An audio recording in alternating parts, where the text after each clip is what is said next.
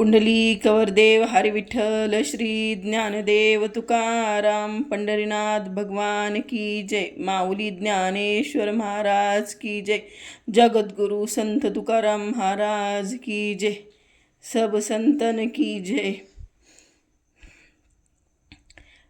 युक्त हार न लागे अनेक साधने, अल्प नारायण देखले कलियुगा माझी। करावे कीर्तन तेने नारायण देईल भेट, न लागे लौकिक सांडावा व्यवहार, द्यावे वनांतरा भस्मदंड। तुका म्हणे मज अनेक उपाय, दिसती ते वाव नेमावेन। सदर सेवेसाठी घेतलेला अभंग तुकाराम महाराजांच्या गाथेतील 71वा। ते इथे तुकाराम महाराज असं म्हणतात की परमेश्वर प्राप्तीसाठी दुसऱ्या कुठल्या साधनांचा उपयोग करण्याची गरज नाही, कारण इथे सर्वात सोपे आणि सुलभ असे साधन म्हणजे नामस्मरण आहे, तर नामसंकीर्तन आहे। तर हे कलियुगातील सगळ्यात सोपा मार्ग ईश्वराने आपल्याला तो दाखवून दिला आहे। या मार्गाशिवाय या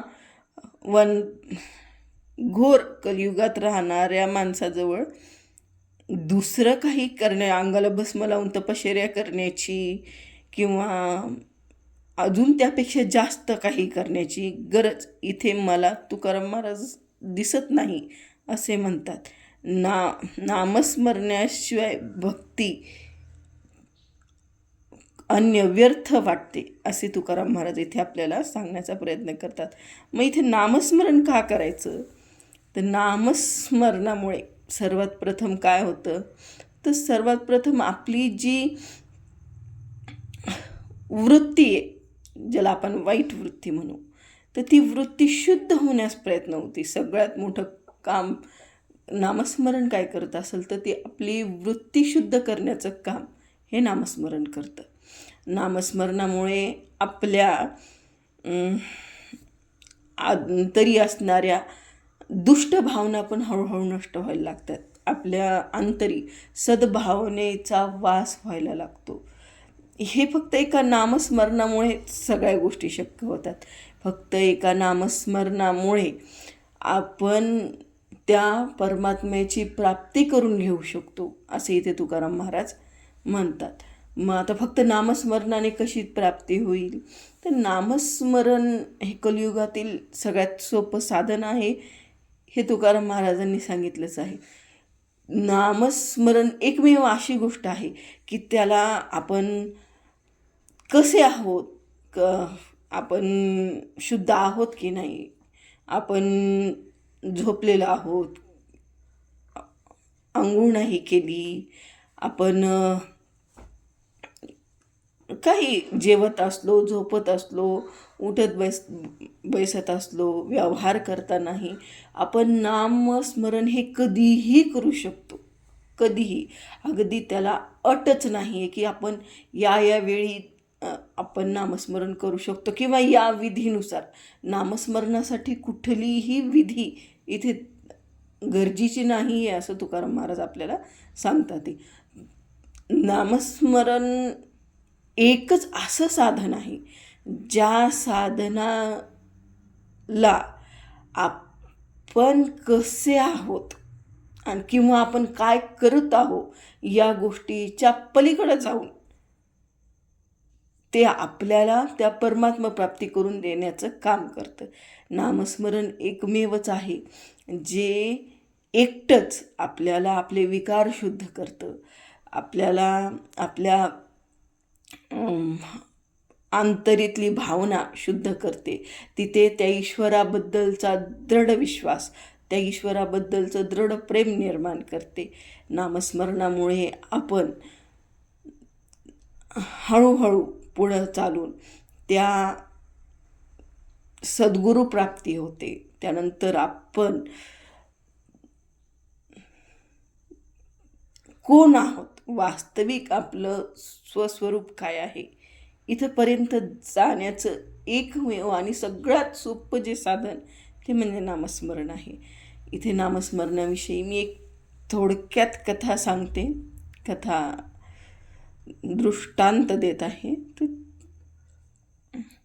एकदा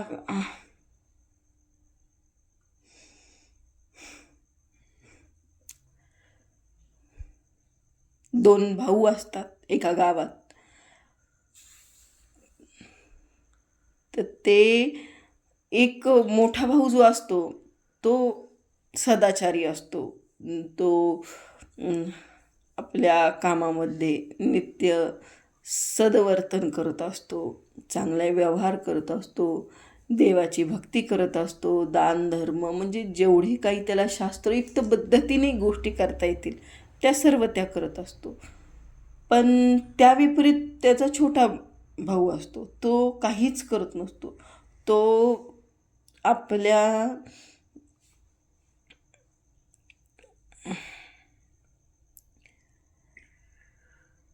कानावर ईश्वराचं नावही पडू नये याची दक्षता घेत असतो.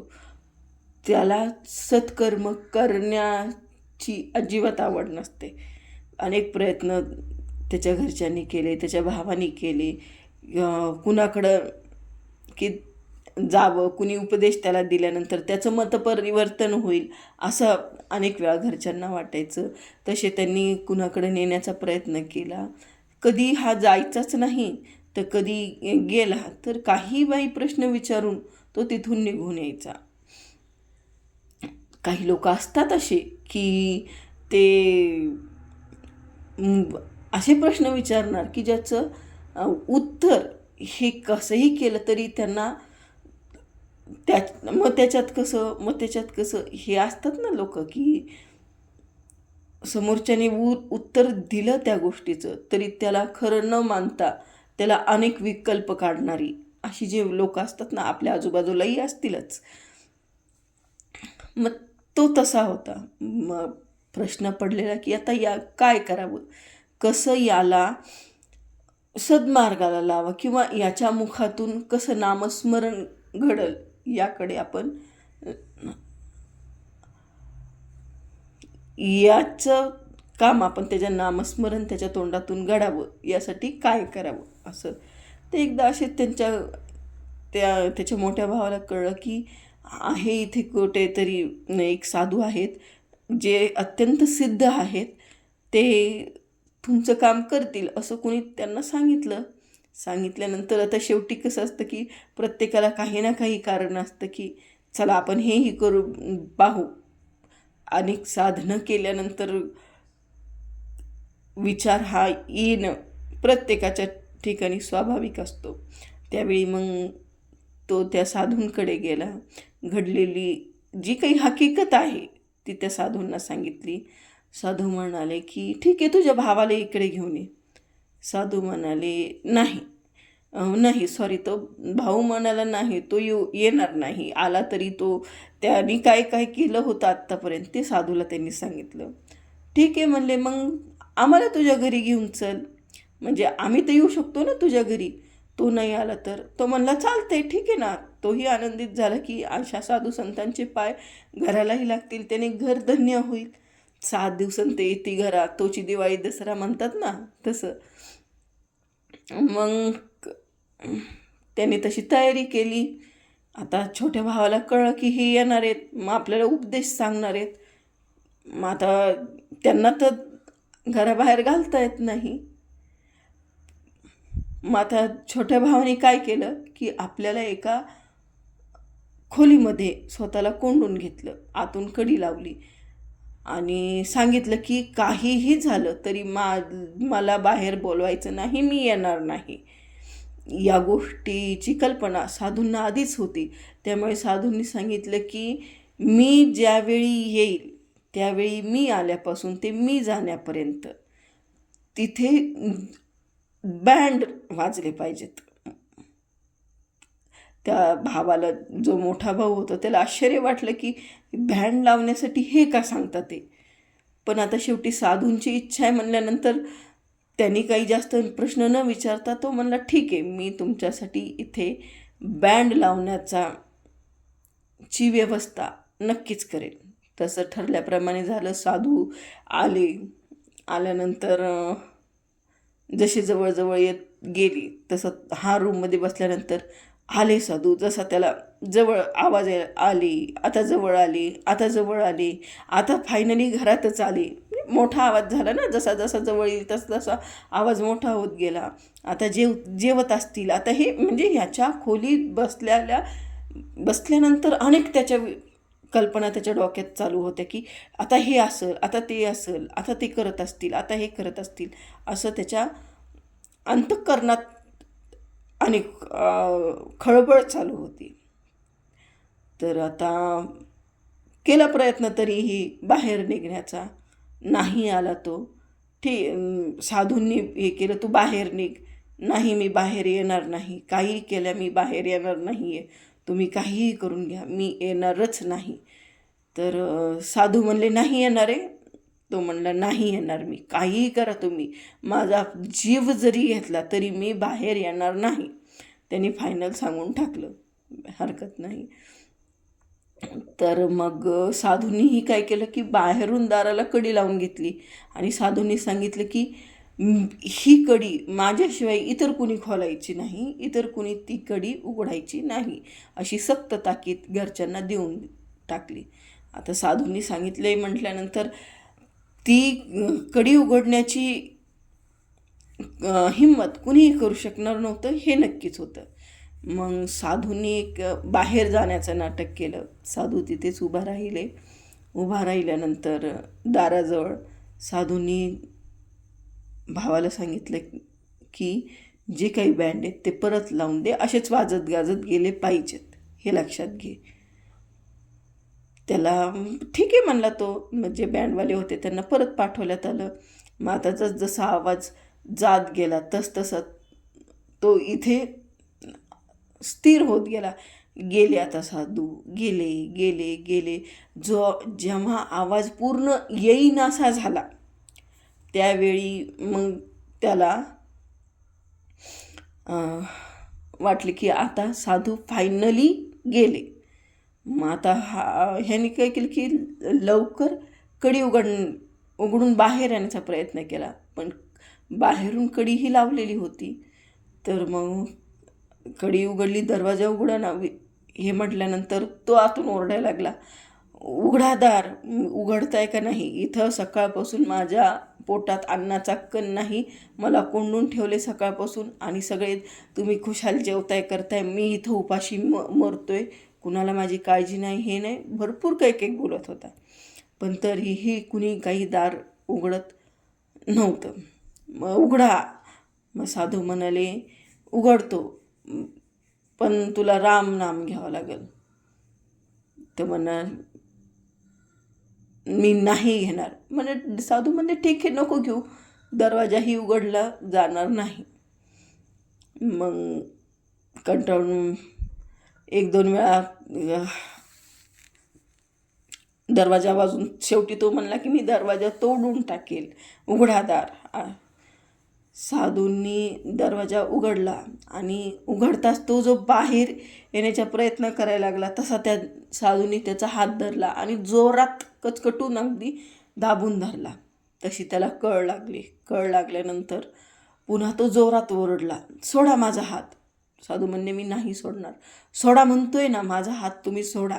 का धरून ठेवलाय माझा हात? तुम्हाला काय पाहिजे तुम्हाला माझ्याकडनं? राम म्हण. नाही म्हणणार मी, नाही म्हणणार, राम म्हणणार नाही. यासाठीही त्यांनी राम म्हटलं नव्हतं. नाही म्हणणार, नाही म्हणणार. साधूने अजून जोरात हात दाबल्यानंतर अजून त्याला कळ लागली. मग आता हात तुटतोय का काही अशा ह्याने हा ठीक आहे म्हणतो राम. फार रागाने त्यांनी राम म्हणले. साधू म्हणले, हरकत नाही, पण आता हे पुण्य काही तू विकायचं नाही. त्याला वाटलं कसलं आले पुण्य, एका वेळा राम नामाचं कसलं पुण्य आले. तर तो म्हणला, साधू तिथून बाहेर गेले. त्याच्या मोठ्या भावाने विचारलं की काय झालं? काही नाही म्हणले. आता त्याचं पुढचं हे चांगलंच आहे, त्याचा उद्धारच होईल. घरच्यांना काही कळना, त्याच्या वृत्तीत काही परिवर्तन झालेलं नव्हतं. पण असेच दिवस गेले. शेवटी तो मरण पावला. मरण पावल्यानंतर झालं असं की त्याला यमदूत न्यायला आले. यमदूत न्यायला आल्यानंतर भरपूर, म्हणजे फक्त पापच पाप. चित्रगुप्ताने ज्यावेळी त्याची पत्रिका वाचली त्यावेळी त्यांनी फक्त पापकर्मच केले होते, एकही सत्कर्म केलेलं नव्हतं. त्यावेळी त्याला धर्मराज विचारतात की यांनी काही पुण्य केलं आहे की नाही, की पुन्हा त्याला आता धरतीवर पाठवायचे, कुठल्याही जन्म तर द्यावा लागेल ना त्याला पुन्हा धरतीवर पाठवण्यासाठी. आपल्याला माहिती की 84 लक्ष योनी हा जन्म आपल्याला मिळतो, पण त्याच्यासाठी हे कुठलं एखादं पुण्य का आहे की नाही की अजूनही नरकातच ठेवायचं आहे. तर मग त्यांनी पूर्ण पाहिल्यानंतर एक वेळा जबरदस्तीने साधूकडून रामनामाचा उच्चार झाला, एवढंच आहे. मग आता एवढंच पुण्य आहे म्हणल्यानंतर धर्मराजाने त्या माणसाला विचारलं, तू तर आयुष्यभर फक्त पापच केले, दुसरं काही तू केलेलं नाही आहेस, पण एकदा जबरदस्तीने तुझ्याकडनं साधूनी रामनाम घ्यायला भाग पाडलं, तर ते पुण्य तू विक, त्या पुण्याच्या बदल्यात तुला काय पाहिजे ते माग. मग हा शब्द उच्चारताच त्याला आठवलं की साधू म्हणाले होते की काहीही झालं तरी पुण्य विकायचं नाही. तो म्हणला, नाही, मला माझं पुण्य विकायचं नाही. धर्मराज म्हणले, असं कसं, तुला पुण्य विकावंच लागेल. तू पुण्य विक, म्हणजे तुला पाहिजे ती वस्तू मी द्यायला तयार आहे, तू म्हणशील ते. तो म्हणला, नाही, मी माझं पुण्य विकणार नाही. तर मग आता प्रश्न पडला, काय करायचं. मग आता याचं उत्तर कुणाकडनं घ्यायचं. तर मग चला ब्रह्मलोकात चला. मग तो त्या माणसाला म्हणले, चल. तो म्हणला, मी नाही येणार, तुम्हीच जा, तुम्हाला काम आहे ना, तर तुम्ही जा. तर तो धर्मराज म्हणाले, अरे काम जरी आमचं असलं तरी तुझ्यामुळं आहे ना, तुला कुठलं ह्या रामनामाबद्दल काय द्यायचं आता ते ब्रह्मदेव ठरवतील, चल. मग म्हणला, मला पालखी घ्या आणि ती पालखी तुम्ही व्हायची आणि चित्रगुप्ताने व्हायची. आता चला, शेवटी काही मार्ग काढायचा आहे म्हणल्यानंतर त्यांनी ऐकलं, पालखी वाहिली. पालखी वाहिल्यानंतर ब्रह्मलोकात गेले. ब्रह्मदेवाला सांगितलं. ब्रह्मदेव म्हणले, काय पाहिजे तुला. तो म्हणला, तुम्ही देईल ते मी घेईल. मग तुम्ही देईल ते मी घेईल म्हणल्यानंतर ब्रह्मदेवाला विचार पडला की मी काय द्यावं. मी काही देईल आणि ते जर देवाला कमी वाटलं तर मी काय करू. ब्रह्मदेव त्याला म्हटले, नाही, तू माग. तो म्हणला, नाही, तुम्ही देईल ते मी घेईल, मी काही मागणार नाही. अरे बापरे, तू माग रे, तुला काय देऊ मी, तू म्हणशील ते मी तुला द्यायला तयार आहे. तो म्हणला, मला काही नको आहे, तुम्ही देईल ते मी घ्यायला तयार आहे. पुन्हा प्रश्न झाला. मग आता याच्यातून मार्ग कोण काढणार. तर चला म्हणले, कैलासात जाऊ, आपण महादेवाला या प्रश्नाचं उत्तर विचारू, ते योग्य ते काही मार्गदर्शन आपल्याला करतील. तर मग आता पालखी वाहणारे ब्रह्मदेव आणि अर्थात धर्मराज, मग त्याची पालखी वाहत गेले कैलासात. गेले. महादेवालाही ते सांगितलं. महादेवालाही थोडासा प्रश्न पडला की आता काय. महादेवाने त्याला विचारलं की काय पाहिजे तुला, तू माग, मी तुला म्हणशील तू म्हणशील ते, मी देवादिदेव महादेव आहे, तू म्हणशील ते मी तुला द्यायला तयार आहे, तू बोल. तो म्हणला, मला काही नको आहे, तुम्ही जे द्याल ते मी घ्यायला तयार आहे.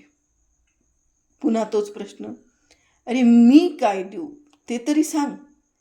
मी काही सांगणार नाही, तुम्ही जे द्याल ते मी घेणार. महादेवालाही तो प्रश्न पडला की आपण काही द्यावं आणि ते जर देवाला कमी वाटलं तर. एका रामनामाबद्दल जर ती गोष्ट, आपण जी दिली गोष्ट, ती जर देवाला कमी वाटली तर काय करायचं. हा प्रश्न महादेवालाही पडला. त्यावेळी मग म्हणजे आता काय करायचं, तर म्हणजे आता आपण देवालाच जाऊन विचारू की ह्याला काय द्यायचं. त्यामुळं मग तिथून वैकुंठात जाण्यास निघाले. मग पालखी व्हायला आता ब्रह्मदेव आणि महादेव त्या माणसाची पालखी वाहत वैकुंठात गेले. वैकुंठात गेल्यानंतर त्या माणसाला हे केलं आणि तू एक वेळ रामनामाबद्दल याला काय द्यायचं हे तिथं देवाला विचारलं. देवाने सांगितलं त्याला काय द्यायचं नाही, तो माझा आहे. देव उठले आणि त्याला आपल्या हृदयात विलीन करून घेतलं.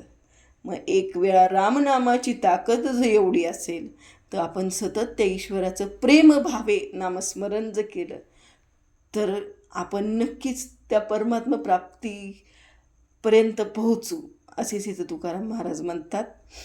आजची सेवा जी काही झाली असेल ती तुकाराम महाराजांच्या चरणी आणि अर्थातच विठ्ठलाच्या चरणी अर्पण आहे. येथे श्रीकृष्ण अर्पण. पुंडलिक वरदेव हरी विठ्ठल. श्री ज्ञानदेव तुकाराम पंढरीनाथ भगवान की जय. माऊली ज्ञानेश्वर महाराज की जय. जगद्गुरु संत तुकाराम महाराज की जय. सब संतन की जय.